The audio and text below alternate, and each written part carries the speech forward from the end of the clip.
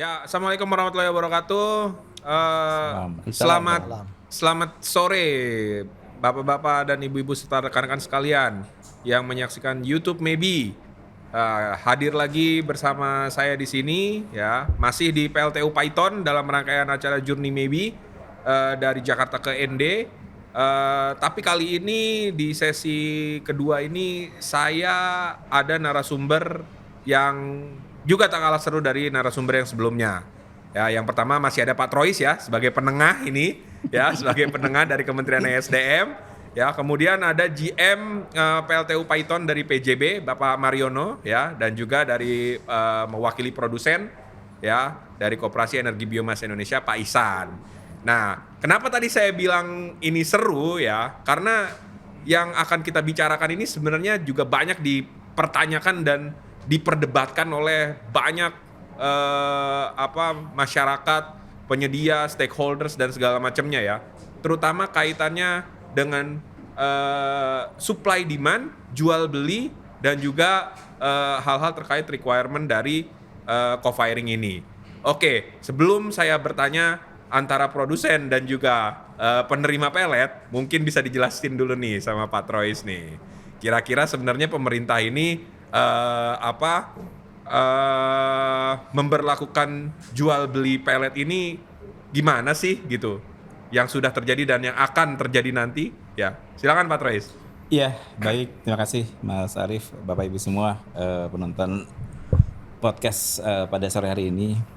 Iya, artinya tadi pertanyaan Mas Arief terkait dengan bagaimana sih kondisi sekarang ya harga jual beli gitu ya. Jadi saat ini regulasi yang ada di teman-teman PLN, nanti Pak Marino akan menceritakan memang menggunakan Perdir 1 tahun 2020 posisinya ya. Di situ memang masih menggunakan angka 0,85% HPT batubara dikalikan dengan faktor kalori posisinya ya. Jadi itu yang saat ini regulasi yang ada posisinya.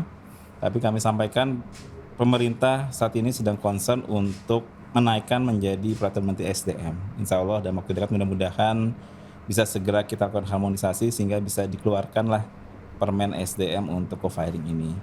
Konsep ke depan memang angka 0,85 kita hilangkan. Jadi harapannya akan menyentuh angka 100% dari HPT batubara dikalikan dengan faktor kalori. Jadi sejauh ini kita masih konsep di situ harganya. Jadi menggunakan harga batubara. Ini pasti jadi pertanyaan besar, kenapa sih harus disandingkan dengan batubara? Ini kan EBT loh Pak Trois gitu ya. Sebelum itu ditanya dijawab dulu. Tahu aja. Jadi gini Bapak Ibu semua ya, karena tadi kami sampaikan co-firing ini biomasa ini menggunakan diposisikan dia menggantikan batubara. Ya. Jadi artinya apa? Artinya ya sebagai penyandingnya dia ya si HPT batubara. Ini persis sama apa yang kami lakukan di biodiesel gitu ya. Biodiesel itu harganya dia lebih mahal daripada si solarnya. Tapi sebagai penyandingnya ya harga solar tadi. Namun karena biodiesel bisa successfully tapi dengan B30 karena kita punya BPDP kelapa sawit di mana ekspor CPO kita kenakan levinya digunakan untuk kebutuhan insentif dalam negeri posisinya. Memang untuk co-firing belum ada mekanisme seperti itu Mas Arief. Jadi sepanjang tadi biomasa tadi memang karena kita bicara co-firing kita mencampurkan ya antara si biomasa kita gantikan dengan batubara kita gantikan dengan biomasa. Sehingga tentunya memang saat ini yang ideal adalah memang menggunakan HPT batubara. Seperti itu konsepnya ya. Jadi memang makanya kita akan melihat mungkin saat ini yang paling banyak peran biomasa adalah dari limbah posisinya. Karena itu yang memang masih make sense harganya. Kami sudah membuat peta bagaimana penyandingan level harga paling bawah dari 52 lokasi PLTU sampai dengan harga tertinggi di angka 0,8 dan bagaimana apabila dinaikkan menjadi 100%. Kita akan melihat ada beberapa komoditas B3M atau bahan bakar biomasa ini akan bisa ikut berperan dalam co-firing ini. Kira-kira gitu Mas Arief konsepnya. Oke, jadi dari pernyataan Pak Trois lagi saya langsung aja nih ke Pak Isan nih. Tuh tadi katanya ke depan 0,8% dari harga batu baranya itu yang ada di Perdir itu akan dihilangkan, Pak Isan. Jadi mungkin kalau yang saya tangkap ini kan inovasi baru ya, program baru, ya udahlah untung rugi ditanggung bersama-sama. Nah, gimana tuh menurut Pak Isan? Toh juga nanti ke depan akan dihilangkan itu 0,85%-nya, gimana Pak? Iya, jadi kita tarik dari awal dulu ya. Dari awal. Wah, ini filosofis banget nih kayaknya ya. Jadi program co-firing ini kan dimulai itu kan setelah PJB itu kan studi banding ke drugs. Ceritanya begitu kan. Terus kemudian September itu dimulailah, September 2019. Saya diminta untuk mensuplai biomasa dalam bentuk pelet. Itu berlangsung selama 4 bulan sampai Desember. Kalau boleh tahu pelet apa tuh, Pak? Pelet kayu. Pelet kayu. Ya, wood pellet dari kayu. Kebetulan pabriknya di depan sini, dekat banget dengan dari sini. Kita yang paling dekat soalnya di sini. Ya. Makanya yang dipilih kita gitu kan. Dalam masa trial selama 4 bulan itu saya dikasih kesempatan pada bulan Desember itu mengunjungi ke sini. Jadi ternyata pellet yang saya buat itu dihancurkan lagi, dibikin mesh 200. Karena untuk menyesuaikan dengan boilernya di sini. Jadi pellet yang sudah saya bikin susah-susah, mahal, itu dihancurkan lagi di sini. Saya bilang ini nggak ada kerjaan atau gimana gitu. Nah, setelah itu saya ngasih masukan waktu itu Pak Sugianto. Loh Pak, kalau begitu nggak perlu dihancurkan, pakai aja serbuk langsung, saya bilang. Nah, sejak Januari itulah pakai serbuk, gitu loh.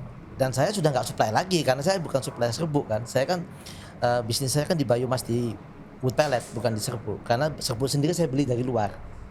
Nah itu ceritanya. Nah kemudian berkembanglah, dicoba ada 24 PLTU di Jawa ini. 24, sisanya itu di luar Jawa. Yang di Jawa ini semuanya full price. Di Jawa Timur itu ada 5, di sini ada 3, kemudian di Pacitan sama di Tanjung Awar-Awar. Nah karena saya tinggal di Jawa Timur jadi saya tahu itu tempat itu semua. Nah tapi terlepas dari itu saya bilang ini sebetulnya peluang bagi masyarakat di sekitar untuk mensuplai biomass ini karena potensi limbahnya terutama di Jawa Timur ini limbah penggerajian kayu itu sangat besar. Ya jadi kalau harga itu kan relatif lah, itu kan ada tergantung jarak segala macam gitu kan. Nah jadi sebetulnya angka yang di 0,85 itu pun sebetulnya bisa tercapai oleh produsen asal lokasinya dekat. Oh, iya iya. Masalahnya ini barang ini kan barang ini kan jadi mahal itu karena ada tracking cost. Itu yang mahal. Bayangkan saja satu truk itu yang kalau diesel itu serbuk itu paling isinya 2,5 ton paling. Nggak lebih dari itu. 2,5 ton itu ongkosnya berapa? Ongkos sewa truknya aja ke sini. Itu yang jadi bikin mahal. Nah itu kalaupun kemarin ada perbaikan misalkan angkanya 0,85 mau dihilangkan jadi satu gitu kan koefisiennya itu. Ya itu sudah angin segar buat para pemain biomasa yang lokasinya dekat dengan pembangkit. Karena ini ada hitungan radius nih gitu kan. Ada yang 25, 50 itu kan ada cost semua. Nah jadi saya dari produsen itu kita tuh mendukung program co-firing ini. Karena apa? Ini pemberdayaan sebetulnya. Banyak masyarakat yang diuntungkan di sekitar. Gitu ya, yang bisa mensuplai itu. Nah, itu sebetulnya kata kuncinya di situ. Jadi semangatnya itu adalah pemberdayaan masyarakat. Ya. Nah itu sebetulnya kunci poinnya di situ, bukan masalah co-firingnya gitu. Kalau co-firing itu nggak ada biomass nggak tetap jalan kok PLN. Ya. Gitu loh. Tapi ini ada multi effect flyer yang bisa membangkitkan ekonomi. Banyak masyarakat terlibat di situ karena bisa memanfaatkan biomasa yang selama ini hanya dipakai untuk rumah tangga itu bisa digunakan untuk di lokasi di pembangkit mereka yang ada di lokasi sekitar lokasi itu. Mungkin itu dulu. Oke, sekarang mungkin bisa langsung ke Pak Mariono nih ya. Jadi sebenarnya dari ESDM akan mendukung ya masalah harga, kemudian produsen juga sebenarnya siap ya asalkan itu jarak terdekat. Tapi tadi ada yang menarik gitu, memang ada variabel transportasi itu ya. Nah itu gimana Pak? Mariono menanggapi hal tersebut ya. Kalau dipikir-pikir bener juga ya, mungkin barangnya affordable ya. Tapi ketika dikirim transportnya mahal, ya mungkin ya akan berdampak juga nih nanti nih dengan hutan tanaman energi dan segala macamnya. Mungkin tanggapan dari Pak Mariano silakan. Makasih Pak. Tadi saya mendengar dari pemegang policy Pak ya, dari Pak Trois, kemudian Pak Ihsan Pak ya, Pak Ihsan sebagai produsen. Betul sekali. Jadi saya kira untuk sodas ini memang variabelnya satunya adalah jarak, Pak. Betul sekali. Karena kalau dari harga sodasnya sendiri memang murah gitu ya. Jadi saya ngambil dari Pak Ihsan tadi, kami ini PC, kalau dikasih wood pellet itu dihancurkan lagi Pak, di mill gitu ya. Nah ini memang 2 kali kerja, selain harganya mahal tentu saja ya, wood pelletnya itu, terus kita masih 2 kali kerja. Awalnya sodas jadi wood pellet, kemudian jadi sodas lagi. Nah itu yang 2 kali kerja dan wasting time juga ya Pak ya. Dan berpengaruh terhadap harga pasti kalau di pellet. Pengaruh dengan harga. Nah kami kondisi ini sekarang juga ini Pak memahami dengan kondisi jarak tadi, makanya kami bersama masyarakat sekitar Pak untuk bisa bersinergi gitu ya melalui perusahaan lokal sini Pak, itu untuk bisa mensuplai sodas yang ada di PLT Python ini. Dan ini alhamdulillah kami seperti yang Bapak lihat di belakang ini kita juga bulanan itu kita bisa meraih 5% Pak. 5%. 5% co-firing, iya. Jadi itu cukup mungkin di Indonesia ya cukup masih yang mungkin yang paling bagus Pak ya sekarang ya. Nanti 5%. Dan kita ini sampai dengan 2021 ini ya, tahun 2021 ini kita sudah membangkitkan 37 ribuan MWH Pak, dari co-firing saja. 37 ribu. Dan ini 1 bulan itu tidak kurang dari 8.000 lah ya. 8.000 ton ya. 8.000 ton atau 8.000 sekian MWH lah. Karena ini lebih dari situ. Dan ini salah satu poin untuk PLN, untuk pemerintah bahwa untuk support EBT ya, EBT Bauran Energi Terbarukan tahun 2024 23%, ini kami support full dengan cara seperti itu. Nah, untuk jarak tadi sekarang kan mungkin masih dari limbah Pak ya, limbah, dan itu harganya masih tadi 0,85 menurut Pak Ihsan sebagai produsen masih memenuhi syarat gitu ya. Tapi nanti untuk ke depan mungkin perlu juga digalakkan Pak nanti untuk penanaman pohon tanaman energi, baik itu perhutani ataupun masyarakat sekitar yang punya lahan, yang tuan-tuan tanah seperti itu, nanti mungkin bisa untuk menarik minat gitu ya. Tadi harganya nanti yang di-challenge oleh Pak Troy sudah mulai naik, kemudian jaraknya juga dekat, saya kira itu sangat menjanjikan sekali Pak ke depan. Ya berarti konsepnya itu mungkin kayak hutan tanaman rakyat gitu kali ya. Ya, jadi seperti itu yang punya lahan, berarti itu bisa menjadi bagian dari program CSR-nya PJB juga berarti ya Pak ya? Saya kira ke depan salah satunya seperti itu, dan ini kan kami butuh sustainability Pak ya, butuh kepastian, butuh kelangsungan gitu ya, dan kemudian dari masyarakat juga ada nilai ekonomi dan simbiosis yang mutualisme yang cukup baik lah antara kami dan masyarakat sekitar. Berarti kalau di istilah akademik itu bukan CSR lagi Pak, tapi udah corporate share value. Jadi berkelanjutan dia, seperti itu ya mungkin ya. Nah, ini pertanyaan lainnya nih Pak. Seandainya ya kan, ya kita kan nggak tahu ya apakah saudas ini memang benar-benar banyak gitu ya.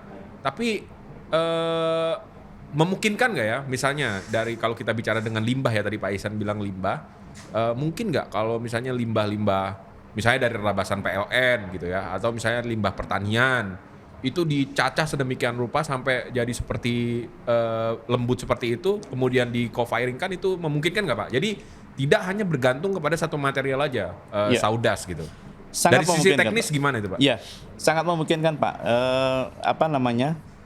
Rabasan PLN itu dulu pernah kita kaji juga Pak ya. Pernah dipakai juga? Pernah kita pakai. Jadi rabasan PLN itu kita bawa ke sini Pak.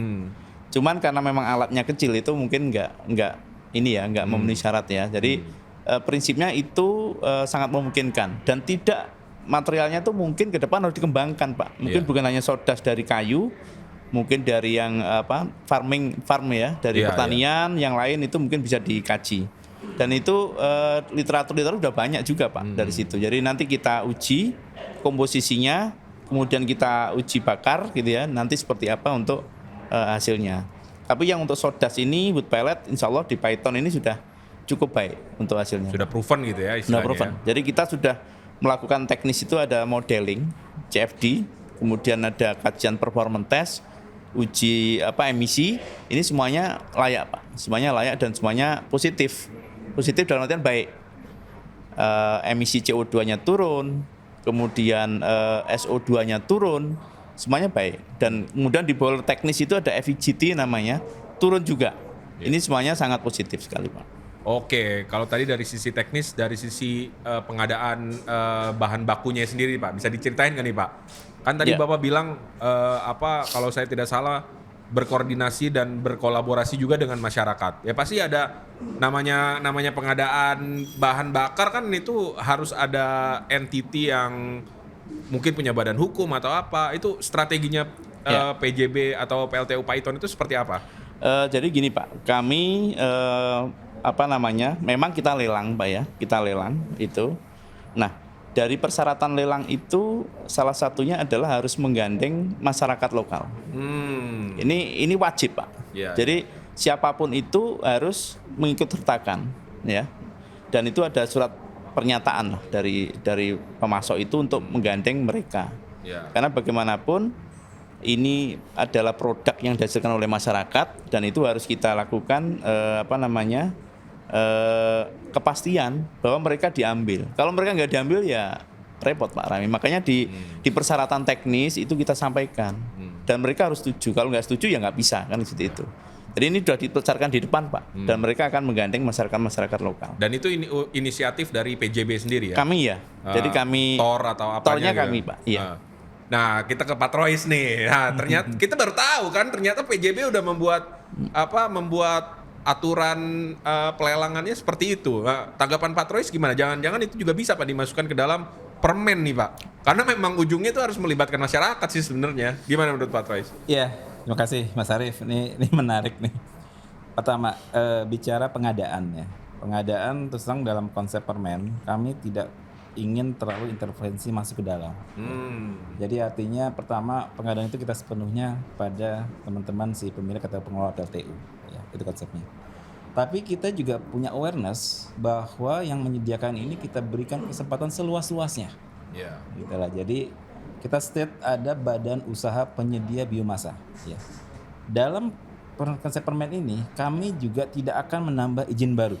Kami tidak ingin menambah izin. posisinya, Ya, itu penting Jadi itu. di situ tidak ada izin kalau di biodiesel itu ada izin usaha bahan bakar nabati. Di B3M tidak ada. Jadi tapi kita memberikan kesempatan seluas-luasnya kepada masyarakat untuk bisa ikut terlibat dalam penyediaan biomasa, gitu ya. Kemudian juga berikutnya kita juga saat ini melihat bagaimana cara PLN mengadakan tadi si B3M. Ya. Tadi Pak Martin sudah menyampaikan bahwa di PJB dilakukan lelang posisinya. Di Indonesia Power dia melalui ADC, anak perusahaannya. Ini lain nih konsepnya Ya, nih, ya. gitu ya. Memang masing-masing ada plus minus nih. Kami juga melihat seperti itu Mas Arief ya. Artinya tadi kami juga mendengar ya Pak Martin ini kalau di pelelangan itu ternyata ada batasan mungkin harus berbadan usaha PT ya. Ataupun koperasi tidak boleh. Nah, Belum, Pak Isan belum, udah belum boleh. Nah, itu Sabar, Pak. menyampaikan. Sabar, Pak. Kalau di konsep permen kami buka, Pak Isan. Nah, ini yang nanti mungkin kita juga akan melihat barangkali nanti akan disesuaikan per dir yang ada di PLN. Jadi harapan kami tidak mengatur sampai pengadaan, tapi kami memberikan rambu-rambu gitu ya di permen. Jadi harapan kami tadi semakin banyak masyarakat yang bisa berperan dalam penyediaan biomasa. Termasuk tadi kami sampaikan cara pengadaannya nih. Ini menarik juga sebenarnya. Karena memang sih kami melihat tadi kalau kita bicaranya, karena nanti pola pengadaan pasti akan beda-beda, Mas Arief. Kami sudah mendata gitu ya. Saat ini sebagai backbone utama dari pengadaan biomasa, kita berharap dari sinergi BUMN. Melalui apa? Mungkin kemarin udah lihat Perhutani, sudah melihat SHS, gitu. Mungkin nanti akan masuk PTPN 3 holding ya. Itu yang mungkin akan sebagai backbone utama ya. Tentunya kalau bicara sinergi BUMN, kontaknya lain. Artinya kontaknya mungkin akan ada sinergi antara PLN langsung holding dengan si perhutaninya, SAS ataupun juga dengan si PTPN. Itu konsepnya satu. Tapi kalau kita bicaranya nanti pengadaan yang levelnya lebih rendah gitu ya, misalnya tadi skala mungkin hanya berapa ribu ton gitu ya Pak Mariano, itu memang pasti nanti melalui pengadaan, bisa tadi pengadaan langsung seperti yang dilakukan oleh teman-teman PJB atau melalui ADC, karena ADC ini jauh lebih menyentuh ke masyarakat nih. Ya. Karena dia bisa tanpa lelang bisa langsung bisa beli tuh kepada masyarakat mungkin yang kelasnya hanya 10 ton, 100 ton bisa langsung dibeli oleh ADC gitu lah.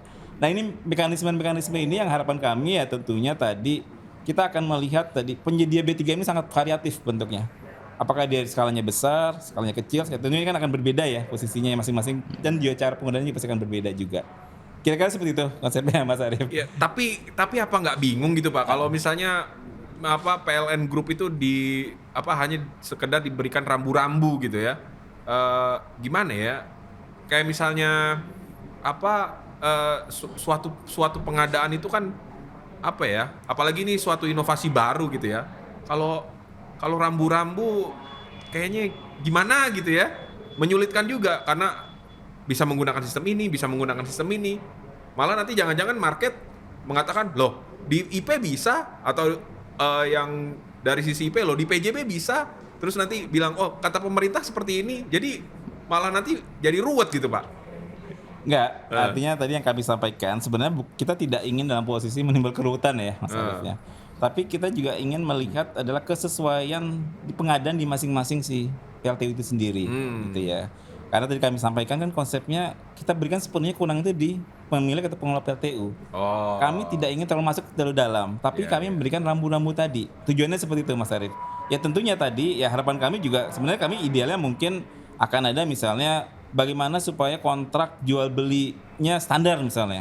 Itu bisa saja gitu artinya. Tapi kan artinya tadi mungkin hanya apa yang akan diatur di dalam kontrak, tapi kami tidak mengatur di dalam permennya gitu. Tapi tadi silakan nanti barangkali nanti subject to discuss ya saya kira antara pemerintah dan PLN bagaimana supaya ini menjadi acuan atau reference bersama lah bagi pemilik atau pengelola PLTU mau mengadakan biomasa, oh seperti ini loh rambunya seperti ini, kira-kira seperti itu konsepnya. Oke, berarti bisa disimpulkan sebenarnya jual beli bahan baku biomasa ini sebenarnya bisa menjadi kebijakan dari si GM atau si PLTU-nya itu sendiri mungkin ya. Exactly. Kewenangan ada di situ lah istilahnya. Iya, dalam posisi pengadaan yang tidak skala besar. Iya, iya. Skala besar kan tentunya mungkin Pak Mari kan bercerita begitu kemarin dibuka skala berapa puluhan ribu ya Pak ya? Ya. Puluhan ribu ton akhirnya gagal Pak lelangnya Pak. Tadi karena tidak mampu. Nah ini yang harus kita lihat. Jadi ada wisdom di situ ya. Nih bicara kebijakan publik lagi nih. Oke, I see. Kita akan melihat kesesuaian bagaimana cara pengadaan tadi sesuaikan dengan kebutuhan dari si pembangkit. Ya. Oke, jadi lebih baik pengadaannya ala-ala pengepul daripada ala-ala yang besar gitu mungkin dari sisi PJB. Bisa dibilang gitu nggak Pak Mariano? Iya, kalau kami ini prinsipnya gini Pak. Satu, harga itu sudah ada perdir. Ini yang harus kita pegang gitu ya. Perdirnya sudah jelas 0,85% dari HPT batubara. Ya. Nah, itu kemudian kedua acuan kita adalah aturan pengadaan, Pak. Aturan pengadaan yang ada di PJB dan di PLN, di PJB ya. Ya. Nah, itu selama itu tidak kita langgar, itu masih memungkinkan. Tapi kalau di atas itu, ya seperti yang disampaikan Pak Trois, itu kami akan lebih ke atas lagi seperti itu. Jadi yang kita adakan di unit itu yang sesuai dengan kewenangan kami. Nah itu yang menjadi rambu-rambu kami Pak untuk melakukan pengadaan. Jadi kami prinsipnya untuk Sodas ini bukan hanya beli volume Pak, tapi beli kualitas. Oke. Jadi seperti halnya batu bara. Jadi misalkan kalau harganya per kilo atau per ton itu sekian rupiah gitu ya. Itu tidak fix itu sebenarnya. Tapi itu nanti akan dikonfirmasi oleh surveyor kualitasnya Pak. Oh berarti kualitas si Sodas ini juga didampingi oleh surveyor. Betul, gitu ya? didampingi Pak. Jadi sekian shipment itu ada yang ngambil langsung Pak di sana. Ada yang independen surveyor ya. Itu nanti akan mengeluarkan sertifikat of analysis dan itu yang kita beli. Dan nanti adjustment pricingnya itu dari situ. Oke. Jadi nanti di sini ada kalori gitu ya, ada moisture, ada dan lain-lain lah. Itu itu nanti yang menjadi perhitungan dari pembayaran kami. Kalau boleh tahu kewenangan dari Pak Mariono di range berapa tuh? Berapa ton menuju berapa ton ya? Kalau Ya. skala PLTU Python ini. Kalau yang sudah jalan ini kemarin ini kami harus izin Pak ya. Karena kewenangan kami sebenarnya untuk yang terbaru kemarin sampai dengan 15.000 Per ton. per 15.000 ton Pak, sekali lelang. Oh, itu bebas per bulan atau gimana? 2 bulan. Oh, 2 bulan.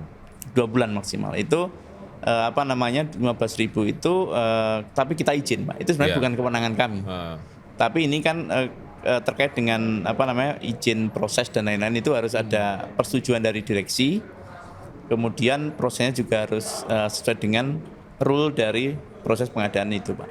Oh, Seperti oke. Sekarang kita ke Paisa nih, yang produsen. Nah, mendengar informasi dari Pak Trois dan juga Pak Mariono, sebenarnya apa nih yang bisa Bapak lihat nih ya untuk kedepannya itu, apalagi pengadaannya ini juga sebenarnya masih menjadi polemik dan perdebatan ini sepertinya ini antara pengusaha dan juga off-takernya. Gimana menurut Pak Ihsan? Ya, saya melihatnya begini. Tadi dikatakan angkanya sampai 15.000 ton per 2 bulan atau per satu kuartal lah 3 bulannya. Berarti kan kurang lebih 5.000 ton per bulan. Itu kalau kita ambil kalau di daerah sini di Jawa itu mungkin masih bisa mendapatkan limbah sebanyak itu. Gitu loh. Jadi tapi beda halnya dengan daerah pembangkit PLTU yang tidak ada industrinya, tidak ada industri perkayuan seperti di Jawa. Itu akan kesulitan mendapatkan limbah serbuk tadi. Nah, itulah makanya dikembangkan dengan hutan tanaman energi. Nah, namanya hutan tanaman energi kan ditanam, Pak. Ditanam, dipelihara, gitu kan. Dikasih pupuk, kemudian tiba saatnya baru dipanen. Nah, ini kan semuanya ada cost-nya, biaya-biayanya. Jadi harus ada perlakuan perbedaan harga. Harga yang serbuk yang didapat dari limbah dan harga serbuk yang didapat dari hutan tanaman energi. Nah, ini yang belum diatur menurut saya ya. Karena bagi PLTU sendiri atau pembangkit, dia nggak peduli kok dari mana itu, dari sampah, dari limbah, dari HTE. Yang penting gue dapat serbuk. Karena harganya itu yang takdir tadi tidak menyebutkan secara spesifik. Ini serbuk dari mana ini datangnya harga ini yang jadi patokan tadi kan. Nah, karena perdir itu tidak menyebutkan secara spesifik bahwa serbuk itu dari mana asalnya. Jadi ya kita sebagai produsen ini harus minta kejelasan. Oh, kami nggak bisa supply ke sana karena ini yang kita sodas yang kita buat ini adalah dari kita nanam loh. Dan kita beli ke perhutani itu. Kami beli Pak ke perhutani itu. Bukan ngambil, beda dengan yang di Jawa sini. Di sini banyak perusahaan penggajian Pak, tinggal ambil aja. Itu gratis kok Pak, serbuk itu sebetulnya. Serbuk di industri penggajian itu gratis Pak, nggak ada yang bayar. Itu limbah buat mereka buang aja bingung itu. Iya. Mereka tuh buang tuh banyak loh Pak. Saya ngambil itu dibayar loh Pak. Nah, tapi sekarang kondisinya kan berbeda. Ketika barang itu sudah ada value-nya, mereka jual. Uangnya nggak seberapa, tapi untuk kebersihan mereka, kebersihan lingkungan lah istilahnya. Nah, ini menurut saya dari sisi produsen itu saya menilai harus ada keberpihakan yang berkeadilan. Penentuan harga itu harus dilihat dari sumber bahan bakunya ini, apakah didapat dari limbah industri atau ditanam atau menggunakan HTE tadi. Nah, ini harus ada garisnya gitu loh. Nah, kami dari produsen kalau kita ekspor, maaf ya saya bicara ekspor, itu aturannya jelas Pak. Ekspor itu ada sertifikasi FM, Forest Management, harus ada FSC, FSC-CoC. Ya, itu jelas karena di situ kelihatan bisa di-trace Pak. Ini wood pellet ini datangnya dari mana ini? Dari waste atau dari HTE. Itu bisa kelihatan Pak. Itu kalau ekspor memang seperti itu aturannya. Nah, kalau di sini bisa mengikuti aturan itu, ya kita akan supply Pak gitu. Kita nggak perlu ekspor, udah ngapain kita susah-susah ekspor Pak, jual aja ke sini. Masalahnya ini kan faktor demand Pak. Ya kita sebagai koperasi badan hukum, ini kan kita bukan koperasi ini kan badan hukum sama seperti PT yang lain Pak. Kita juga harus profit Pak, karena kita bukan BUMN gitu loh. Kita nggak disubsidi, kita harus survive sendiri dengan anggota ini, gitu loh. Nah makanya harus ada menurut saya kebijakan dari sisi pricing harus dibedakan yang berbasis limbah dan berbasis hutan tanaman energi, gitu Pak. Nah, seharusnya yang membuat kebijakan itu apakah Pak Troy saja ataukah juga Pak Mariono juga sebenarnya bisa membuat apa ya? Kalau per diri itu kan untuk internal PLN. Iya. Nah kami kan juga punya peraturan sendiri di bidang usaha kan. Iya. Peraturan kami ya harus untung gitu aja. Oh. Itu aja sebetulnya. Ya, kaitannya tadi dengan ekspor, Pak. Nah, ya kemarin kan sudah ditandatangani juga ya antara KB dengan perusahaan dari Korea ya. Dan di situ juga tadi sudah saya sampaikan juga kita ngobrol bahwa di sana juga ada kewajiban dan itu sudah diatur oleh pemerintah sampai 20% ya. 20% wajib. Ya artinya mau nggak mau si pembangkit di sana itu mencari biomas dari manapun gitu ya. Bukan pembangkit, industri. Industri ya. Lesson learn apa yang bisa Bapak dapatkan dari situ ya dan memberikan masukan ke baik ke ESDM ataupun ke PLN Group. Ya kalau kita dari sisi produsen itu kita kan nggak bisa mengatur pasar Pak. Pasar itu nggak bisa diatur Pak. Ya kita tinggal mengikutin aja. Di mana kita di situ ada celah kita masuk. Contoh di Korea itu sekarang semua industri wajib itu menggunakan biomas atau renewable energy, bukan hanya biomas ya, 20%. Nah di Indonesia kan belum ada aturannya. Di sini kan yang diwajibkan cuma pembangkit saja, PLT itu saja dalam rangka mencapai bauran energi tadi yang ditarget. Nah kalau di negara tetangga itu kan swasta kan dilibatkan, ditarget gitu loh. Karena di sana ada insentif buat mereka dan mereka mengejar itu.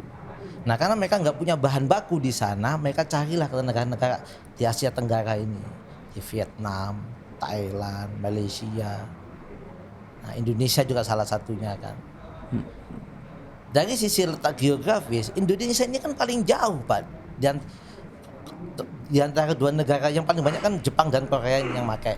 Mereka lebih banyak beli ke Vietnam.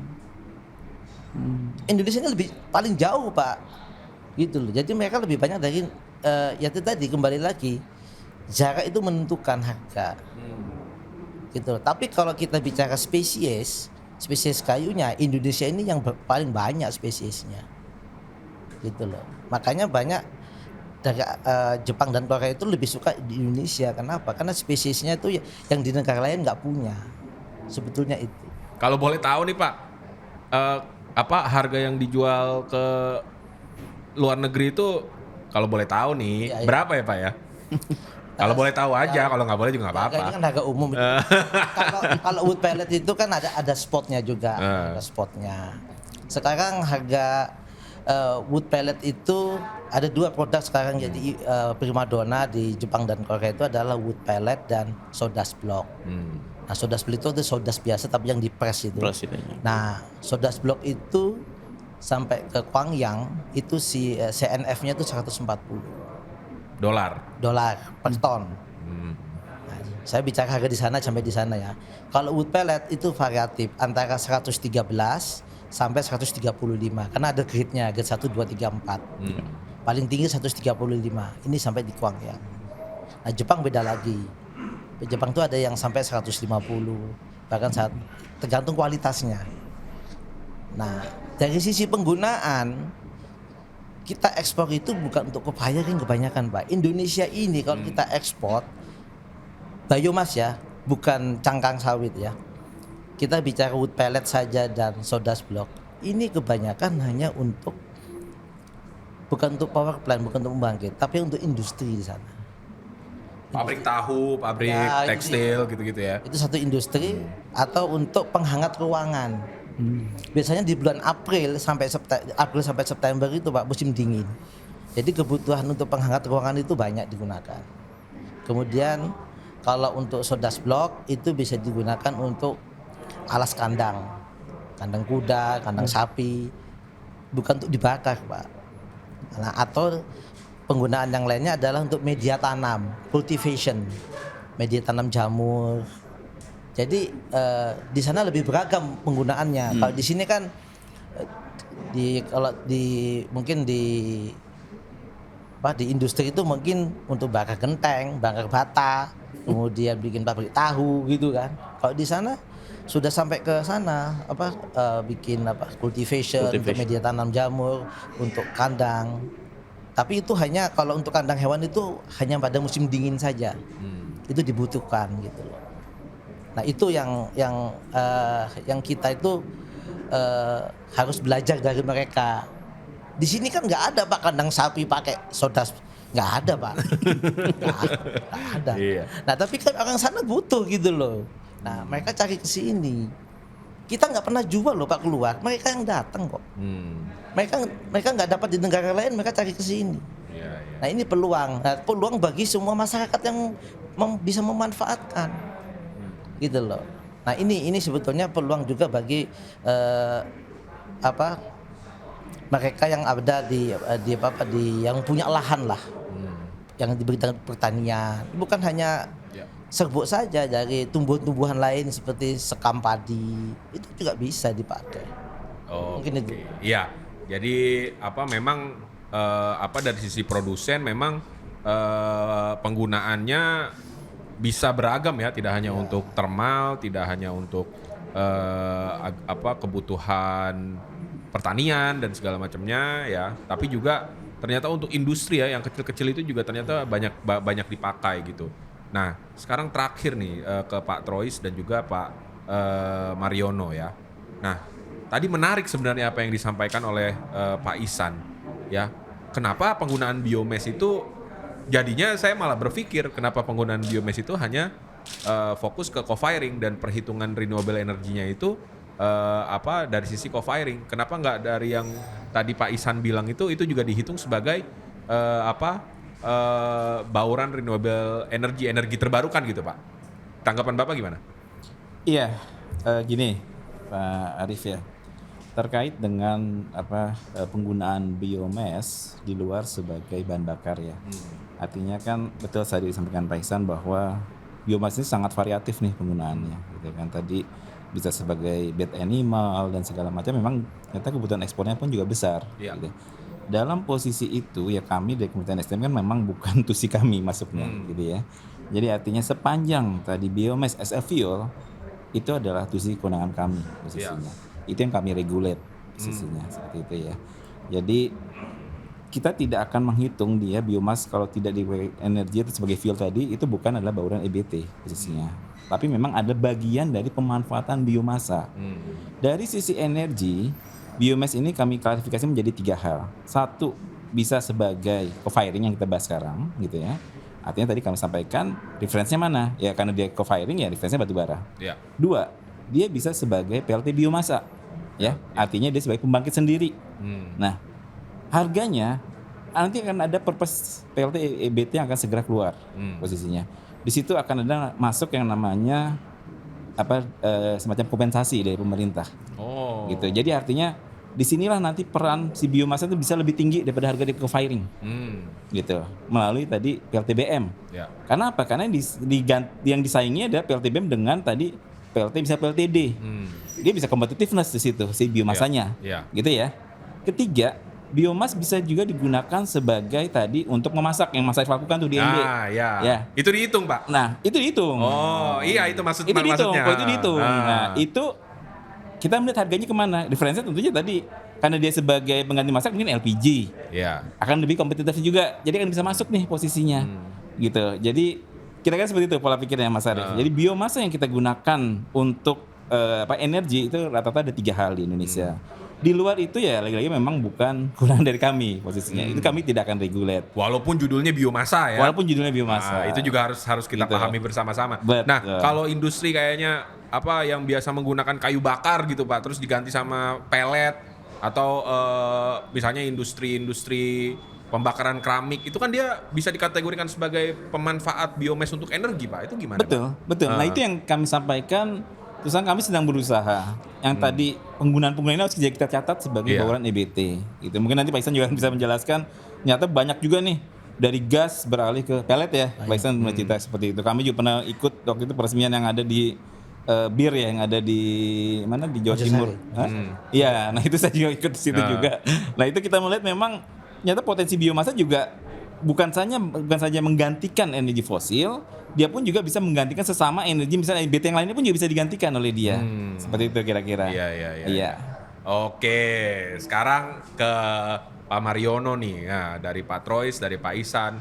Artinya kalau misalnya ya ESDM tiba-tiba memberlakukan biomasa ini bisa oke untuk kompor, untuk industri, kemudian untuk co-firing juga, ada PLTBM juga. Otomatis nanti siapa nih harus berebut biomass ini nih? Gimana nih nanti ke depannya nih? Ya, saya kira itu memang Pak ya, artinya ke depan ini sangat variatif ya. Tadi yang disampaikan Pak Ihsan, Pak Trois, bahwa pengguna biomass ini memang bukan hanya co-firing pembangkit gitu ya, dan itu memang sudah lazim di luar ya, di luaran sana itu. Jadi saya kira kita dengan adanya itu untuk sinergi dengan pihak terkait ya, misal perhutani, kemudian sayang seri tadi Pak ya, itu juga perlu digalakkan Pak mulai sekarang. Dan ini per pagi tadi kan kita juga menanam pohon Pak ya, itu sebagai edukasi kepada masyarakat bahwa kita untuk sustainability itu kita juga ini loh, seperti ini caranya, bukan hanya nanti yang akan diperebutkan tadi itu. Mungkin nanti bukan hanya untuk co-firing tapi untuk industri-industri lainnya untuk ke depannya itu. Jadi itu tantangan kami Pak, tantangan kami, dan saya kira kami pembangkit ini saya kira dari sisi volume mungkin capture-nya lebih banyak. Nah itu salah satu keuntungan ya Pak ya. Kalau industri skalanya rumahan mungkin juga nggak terlalu masif mungkin ya. Mungkin jadi ini masih dari sisi volume saya kira kami juga masih cukup banyak menyerap lah seperti itu, dan itu saya kira ceruk pasar itu masih kalau misalkan nggak mungkin dong supplier A gitu cuma nyapleinya di industri misalkan satu, mungkin masih berlebih ya, mungkin bisa ke kami lah seperti itu. Jadi masih memungkinkan sekali. Dan ke depan kami juga berharap Pak, nanti yang energi hijau yang kita bangkitkan itu juga ada insentif khusus Pak, mungkin dari pemerintah seperti itu. Wah ini ngilik-ngilik Pak Trois nih ya. Jadi energi hijau Kenapa ini, Bapak sudah akhir baru dikilik ini, gimana ini? ini jadi kalau nanti misalkan itu ada semacam insentif yang lebih ya, toh ada banyak konsumen listrik gitu ya, yang sekarang ini sudah mensyaratkan energinya hijau. Nah itu juga salah satu poin saya kira, dan itu harus ada titik tengah Pak. Ada titik tengah, dan gimana kalau itu bisa diakomodasi seperti itu, semuanya akan berlomba saya kira Pak. Akan berlomba, dan ini juga EBT dari pemerintah ini juga semakin tinggi. Kalau ini insentifnya lain dong gitu. Jadi kalau di kelistrikan itu ada namanya ancillary services Pak. Jadi di pembangkit itu ada selain volt, hertz gitu ya, frekuensi, ada juga MVAR. MVAR itu ancillary service Pak. Kemampuan mesin itu bisa mengakomodir daya reaktif itu seberapa besar. Itu salah satu poin. Nah ini juga demikian. Kalau sebuah pembangkit fosil bisa membangkitkan energi hijau, ya harganya mestinya jangan sama dengan yang konvensional. Misalnya seperti itu sangat, saya kira ke depan akan semakin baik lagi juga Pak untuk saling kompetitif tadi itu. Ya berarti antara Pak Mariono sebenarnya sama nih dengan Pak Ihsan, cuman beda perspektif dan beda seragam aja gitu mungkin ya Pak ya. Jadi mungkin yang bisa saya ambil tuh begini, semuanya itu masih berkutat dari ranah regulasi, mungkin seperti itu ya Pak Mariono ya. Seandainya regulasi ini bisa dibicarakan bersama-sama, kemudian apalagi tadi dibicarakan juga tentang insentif ya dari pemerintah, mungkin percikan-percikan atau perdebatan-perdebatan kecil tentang produsen dan juga off-taker ini bisa meredah gitu ya. Oke, kita karena tadi udah disinggung masalah insentif dikit aja deh Pak. Ini setelah ini kita tutup. Nah, beri satu penjelasan yang rinci seperti biasa. Gimana itu insentif yang akan kira-kira bisa diberikan kepada PLN atau kepada produsen atau kepada siapa? Saya juga nggak tahu nih yang Pak Mariono maksud tadi. Ya ini Pak, untuk harga ini kan dari pemerintah Pak ya. Dari pemerintah Pak. Oke, ya silakan. Baik, terima kasih Pak Man. Gini, terkait insentif ya Pak ya. Di draft permen kami memberikan ruang bahwa atas kebijakan co-firing ada ruang insentif, baik fiskal maupun non-fiskal. Tapi kan kembali lagi kan insentif fiskal khususnya kan kewenangan dari teman-teman di Kementerian Keuangan. Maka artinya di situ memang nanti kan kita subject to discuss dengan teman-teman dari BKF dan juga Kementerian Keuangan bagaimana pola apabila memang insentif diperlukan. Sejauh ini insentif yang ada misalnya kalau kita bicara EBT, kalau Bapak mendatangkan misalnya pembangkit EBT, kita berikan tadi biaya masuknya 0%. Itu sudah ada.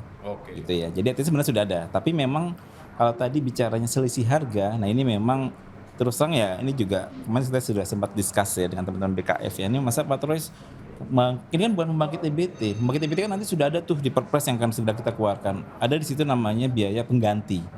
Masa di sini juga harus dikeluarin lagi duit APBN misalnya, kan dampaknya apa? Kembali lagi kepada keuangan negara, ataupun juga misalnya berdampak terhadap, misalnya artinya kita fasrukan kepada konsumen, berdampak apa itu? Kenaikan BPP. Itu sebenarnya ibaratnya sesuatu yang saling kait-mengkait nih. Ya, tapi yang jelas ya kita terus terang dalam posisi kita akan memberikan insentif baik fiskal non fiskal selalu ada, tapi memang seperti apa bentuknya ini memang nanti saat harmonisasi akan kita diskusikan dengan teman-teman dari Kementerian Keuangan. Tapi juga di luar itu juga kami sudah melihat misalnya kan saat ini sedang gencar misalnya untuk pengurangan emisi karbon. Kita beri ruang tuh di situ. Jadi kalau ini dari program co-firing kan nanti kita akan melihat bahwa akan terjadi pengurangan emisi. Nah ini teman-teman PLN bisa klaim posisinya. Bisa klaim ya bisa, nanti ya? Bisa. Kita udah memberikan ruang di situ ada peraturan peralihannya bahwa nanti kita memberikan ruang di konsep yang ada sekarang ya. Itu untuk tadi bisa kalau co-firing ini bisa menghasilkan penurunan emisi itu bisa diklaim. Karena kan sudah ada angka rupiahnya sekarang dalam draft Perpres ya. Oke. Segera keluar artinya kan memberikan angin segar juga nih kepada teman-teman PLN. Ngeselin nih giliran udah ini baru ada pembicaraan yang lebih gitu lagi. Oke. Untuk terkait dengan carbon credit ya mungkin kita akan membahasnya di next episode ya. Mungkin antara Pak Trois dengan kementerian terkait karena ini juga lagi seru-serunya nih ya.